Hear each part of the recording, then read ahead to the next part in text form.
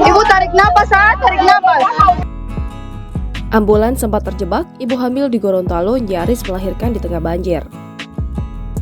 Tidak terpikirkan oleh Octavia Hippi jika banjir akan menerjang di hari kelahiran anaknya.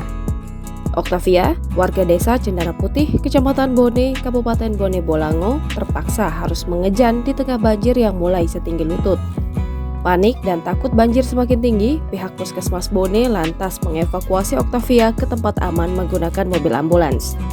Tak tahu, air yang semakin deras dan tinggi justru membuat mobil yang mengangkutnya pun terperangkap. Sebab Puskesmas Bone berada di desa Masiaga dan wilayah ini jadi satu dari 3 desa yang diterjang banjir. Situasi semakin parah dikala petugas puskesmas yang turut panik.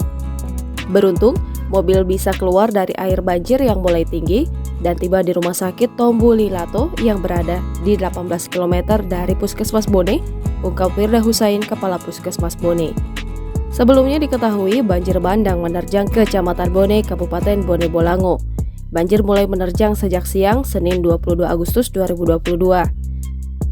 Kini data sementara BPBD setempat melaporkan sekitar 900 jiwa yang terdampak. Sejumlah prosedur evakuasi pun dilakukan, TNI dan Polri pun ikut bergerak.